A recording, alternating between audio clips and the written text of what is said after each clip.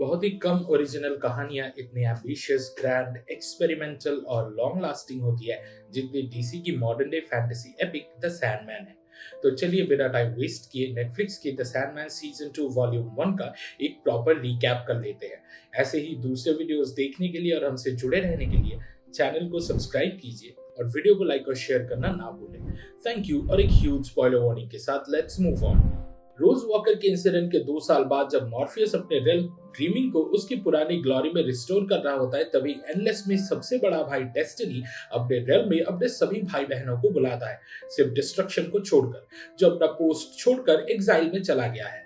जब death, dream, Dzire, despair और delirium सब डेस्टिनी के सामने होते हैं, तब वो 3 खतरनाक भविष्यवाणियां करता है जो उससे फीड्स ने शेयर की थी, जो बताती है कि फ्यूचर में कुछ बड़े चेंजेस होने वाले हैं।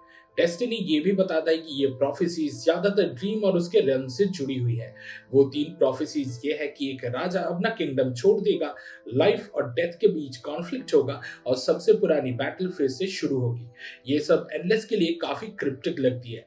किसी को समझ ही नहीं आता कि क्या करना चाहिए।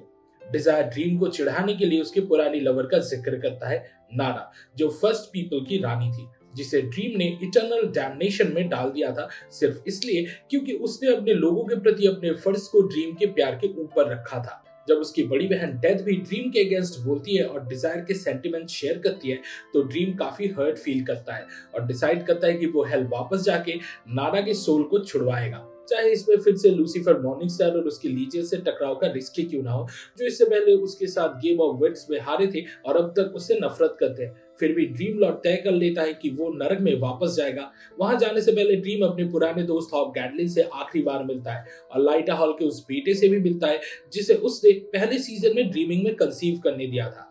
लेकिन मॉर्फियस के लिए ये काफी बड़ी सरप्राइज होती है जब लूसीफर पूरे हेल को खाली कर देता है और हेल के दरवाजे की चाबी ड्रीम को दे देता है। भगवान के प्लान के हिसाब से चल चल के थक चुके लूसीफर ने फाइनली डिसाइड कर लिया कि अब वो हेल का रूलर नहीं रहेगा, और शायद उसका ये डिसीजन इस वजह से भी हो कि वो ड्रीम को इतनी बड़ी जिम्मेदारी देकर उसको तोड़ देना चाहता हो। ड्रीम आजाद होने में उसकी मदद करता है, लूसीफर के डार्क विंग्स काट कर, और उससे हेल की चाबी ले लेता है। नारा की सोल अभी भी ड्रीम के लिए एक मिस्ट्री बनी हुई है, लेकिन इस वक्त उसके सामने एक और भी बड़ी जिम्मेदारी खड़ी है, उस चाबी को बचाना उन सभी लोगों से जो उसके पीछे पड़े हैं। डेथ से कंसल्ट करने के बाद मॉर्फियस को समझ आता है कि उसके पास 2 ऑप्शंस है, या तो वो खुद हेल का गवर्नेंस ले या फिर किसी वर्दी को ये चाबी दे दे। हेल की चाबी को पाने के लिए कई इंटरेस्टेड पार्टीज ड्रीम के पैलेस के गेट्स पर आती है। ड्रीम सबको बुलाता है ग्रैंड बैंक्वेट के लिए, क्योंकि वो सबकी बात सुनने के बाद ही डिसाइड करेगा। एसीड ऑलफादर ओडिन अपने बेटों के साथ आता है, थॉर और लोकी। ऑलफादर चाहते हैं कि उन्हें हेल दे दिया जाए ताकि वो रैग्नारॉक यानी डूम्सडे को रोक सके, क्योंकि गॉड्स, जायंट्स और एल्व्स के बीच टेरिटरी के डिस्प्यूट ने 9 रेल्म्स को सस्टेन करना मुश्किल बना दिया है। ओडिन प्रपोज करता है कि अगर उसे हेल मिल जाए तो वो ड्रीम को डिस्ट्रक्शन के वेयरअबाउट्स बता देगा। लॉर्ड ऑफ ऑर्डर के एम्बेसडरीज किलजगेन ड्रीम को कन्विंस करने की कोशिश करते हैं कि वो उन्हें हेल की चाबी दे दे मरे हुए लोगों के ड्रीम एसेंस के बदले में। वही princess of chaos shivering Jamie सीधा ड्रीम को धमकी देती है कि अगर हेल उनको नहीं दिया गया तो वो अपनी केओस की अरमाडा ड्रीमिंग पर छोड़ देगी। जापानीज स्टॉर्म गॉड सुसानो नो मिकोतो, जो अपने पास्ट एक्शंस के लिए नेरोगुरी उनके वर्जन के अंडरवर्ल्ड में अपनी लाइफ बिता चुका है, चाहता है कि वो हेल ले ले ताकि उसमें एक नए जीवन का बीज उगाया जा सके। लैंड ऑफ फेरी से क्लर्कन और न्यूला आते हैं, जो मॉर्फियस के पुराने दोस्त लेडी टिटानिया और लॉर्ड ओबेरॉन के बेटे बेटी है, और वो टिटानिया का मैसेज लाते हैं कि हेल जैसे अब खाली है वैसे ही रहने दिया जाए। और अंत में एंजल्स डूमा और डेमियल को गॉड खुद भेजते हैं ताकि वो ड्रीम तक ये मैसेज पहुंचा सके कि वो ड्रीम के डिसीजन का बड़े इंटरेस्ट से इंतजार कर रहे हैं। बाद में लूसीफर का फॉर्मर जनरल लॉर्ड अजाजेल ड्रीम के साथ बार्गेन करने की कोशिश करता है, उसके बदले में वो क्रॉन्सन की जान ऑफर करता है। लेकिन जब ड्रीम उसकी बात रिजेक्ट करता है, तब अजाजेल बताता है कि नारा की सोल उसके डोमेन में कैदी है। अगर ड्रीम चाहता है कि नारा को डीमन लॉर्ड कंज्यूम ना करे तो उससे चाबी अजाजेल को देनी पड़ेगी। एक छोटा सा सुकून का पल तब आता है जब न्यूला ड्रीम से बात करती है और उसे याद आता है जब ड्रीम ने ड्रीमिंग और फेरीलैंड के बीच की दूरी को मिटाया था। ड्रीम ने क्वीन टिटानिया, लॉर्ड ओबेरॉन और उनके प्रजा को फेरीलैंड के ससेक्स वाली गेटवे के जरिए लाया था ताकि वो bard of Avon William Shakespeare के परफॉर्मेंस ट्रूप के साथ the Midsummer Night's Dream play का आनंद ले सके। इस सुंदर प्ले के जरिए ओबेरॉन, टिटानिया और उनके सभी सब्जेक्ट्स को ड्रीम और विलियम शेक्सपियर ने इमॉर्टल बना दिया था। और ये बताना बहुत जरूरी है कि रॉबिन गुडफेलो यानी पक, जो एक हॉबगॉब्लिन जेस्टर है, उसने इस नाटक में अपना रोल खुद प्ले किया था और ये कैरेक्टर सेकंड सीजन के फाइनल वॉल्यूम में काफी क्रूशियल पार्ट बनेगा। ड्रीम को न्यूला के साथ इस हार्टफेल्ट कॉन्वर्सेशन के बाद थोड़ी क्लैरिटी मिलती है और अगले दिन वो अनाउंस करता है कि वो चाबी डूमा और रेमेल को दे देगा। मतलब ये कि हेल का कंट्रोल वापस गॉड के पास चला जाएगा। अजाजल ड्रीम को धमकी देने की कोशिश करता है और मौका देख के ड्रीम नाला को छुड़ा लेता है और अजाजल को बंदी बना लेता है। टिटानिया के कमांड के हिसाब से क्लर्कन अपनी बहन न्यूला को ड्रीम के साथ छोड़ के चला जाता है। जब सभी पार्टीज वापस चली जाती है तब ड्रीम को पता चलता है कि लोकी ने सुसानो के साथ जगह बदली थी और ओडिन और थॉर ने सुसानो को कैप्चर कर लिया क्योंकि उनका असली प्लान था लोकी को बंदी बनाना ताकि रैग्नारॉक को रोका जा सके। लोकी मॉर्फियस से रिक्वेस्ट करता है कि उसकी सच्चाई ओडिन को ना बताए और बदले में वो उसका कर्जदार हो जाता है। ड्रीम नाडा से मिलता है और अपनी गलतियों के लिए माफी मांगता है, लेकिन नाडा डिसाइड करती है कि वो मॉर्टल रेल्म में वापस जाना चाहती है। जाते वक्त वो ड्रीम को कह देती है कि वो प्यार करने के लायक नहीं है और ड्रीम एक बार फिर से टूट जाता है।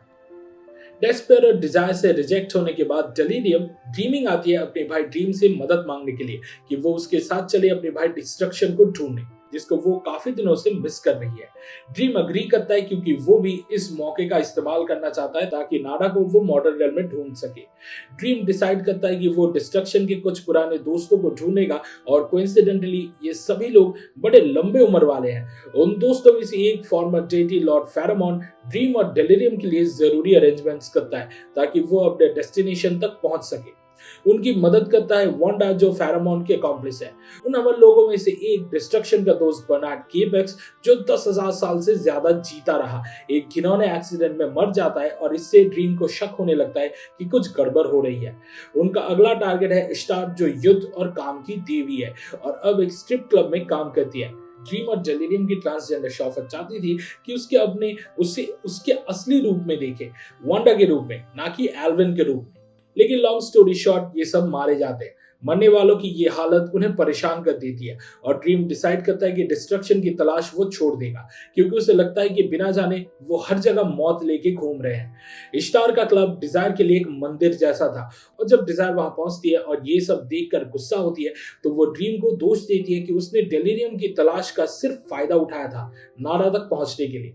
दिल टूटने के बाद गुस्से से भरी डेलिरियम वहां से चली जाती है और अपने रेल्म को ड्रीम और डिजायर दोनों के लिए बंद कर देती है।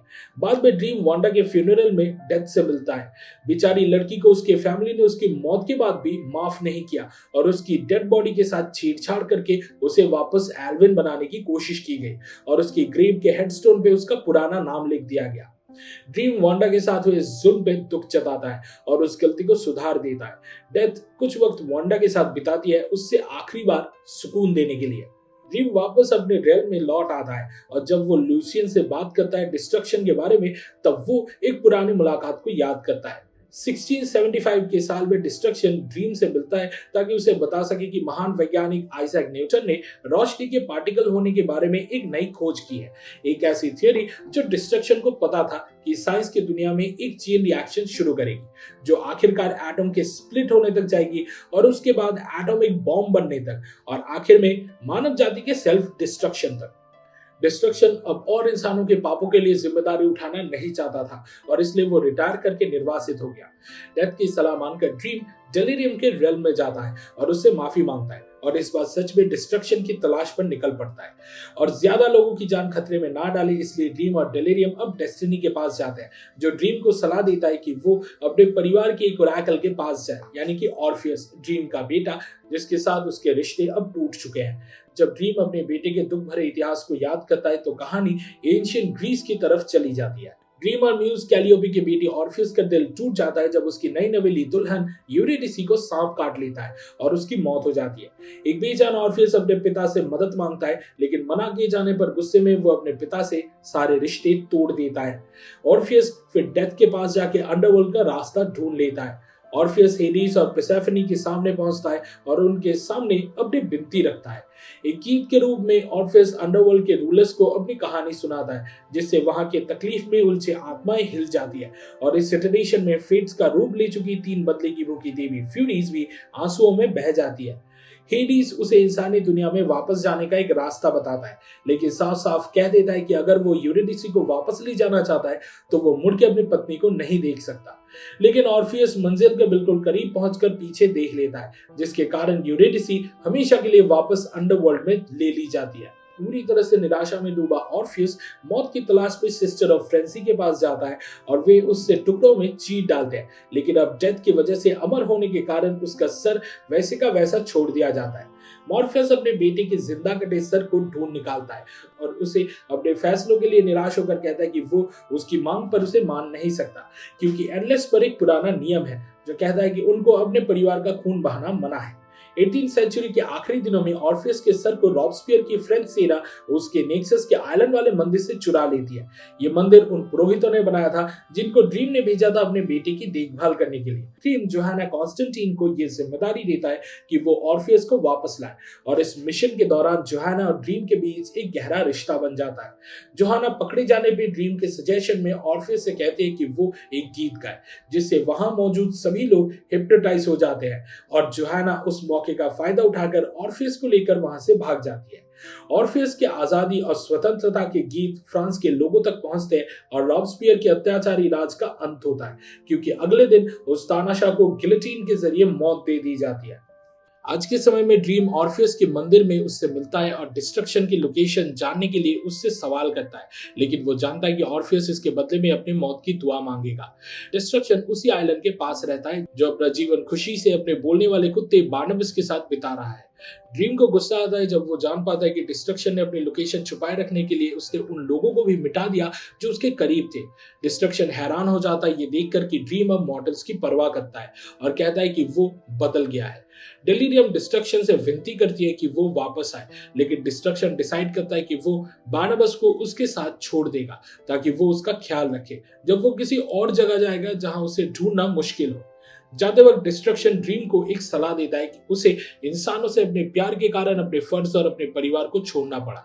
बार्नबस और अपने भाई बहनों को अलविदा कहकर डिस्ट्रक्शन कॉस्मोस में कहीं गायब हो जाता है और एक शानदार कॉन्स्टिलेशन बन जाता है जब वो इस मॉर्टल दुनिया को छोड़ता है। ड्रीम अपने बेटी के पास लौटकर उसकी इच्छा पूरी करता है, उसके दर्द को मिटाने के लिए उसे मारकर। मौत देने से पहले बाप बेटे दोनों एक बार फिर मिलते हैं और ड्रीम अपने जज्बातों के साथ ईमानदार होता है। ड्रीम ऑर्फियस को मार देता है और डेलीरियम और बार्नबस से विदा लेकर वापस ड्रीमिंग में लौट जाता है अपने बेटे के लिए शोक मनाने के लिए। दूसरे सीजन के पहले वॉल्यूम के आखिरी पल पर फेट्स यानी मेडन और मदर मॉर्फियस के भविष्य का धागा बुन रही होती है, लेकिन क्रोन अपनी बहनों के इस ढीलेपन से नाराज होती है और उन्हें याद दिलाती है कि मॉर्फियस ने एक पुराने नियम का उल्लंघन किया है अपने खुद के बेटे को मारकर, क्योंकि एनलेस अपना खून नहीं बहा सकते चाहे जो भी परिस्थिति रही हो। तीनों के द्वारा पहले बताए गए प्रोफेसीज एक बार फिर वही क्रम में दोहराए जाते हैं। क्रोन मॉर्फियस के भविष्य का धागा काट देती है जो ड्रीम लॉर्ड और उसके रेल्म के लिए एक संकटपूर्ण भविष्य की तरफ संकेत देता है। इस वीडियो को देखने के लिए शुक्रिया। द सैंडमैन सीजन 2 वॉल्यूम 1 देखने का आपके एक्सपीरियंस के बारे में कमेंट सेक्शन में जरूर शेयर करें। सिनेमा सीरीज के वीकली डोज के लिए लाइक बटन दबाएं, हमारे चैनल को सब्सक्राइब करें। अगले वीडियो में मिलता है, फिलहाल के लिए signing off, goodbye and I will be back.